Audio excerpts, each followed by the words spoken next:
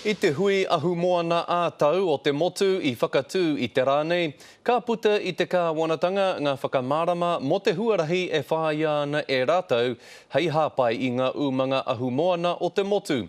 Hei tā te kāwanatanga, neke atu I te kotahi piriona tāra, te uara o ngā mahi ahu moana ki Aotearoa nei. Ko te pai tawhiti mua kaupapa ahu moana hei tā te Premier John Key, ko te tau 2025. So you think about aquaculture today, it's about 3,000 jobs, it's roughly $380 million worth of exports. He ruaroa noa heo te kanohi Māori I kitea I te hui, engari mo era I reira, ko te whakarere kei tanga o te pire ahu moana, kei te whakatōmori I ngā mahi ahu moana a te iwi.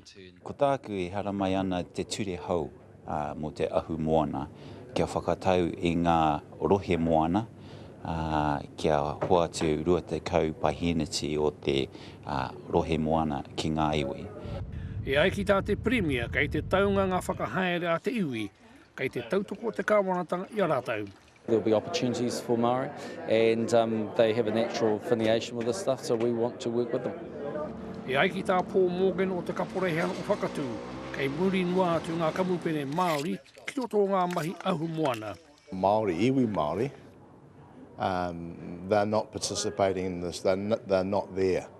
The Māori that are there are privately owned commercial companies, okay, sea lords. Ko huri o mātou whakaro E nānei ki ngā mahi a te hunga Pākehā ki runga I o tātou taonga o Tangaroa. No reira, kai kona tohu kai moana, hei tuara mō mātou.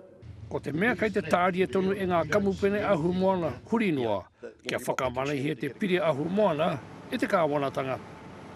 Joe Glenn, te karere.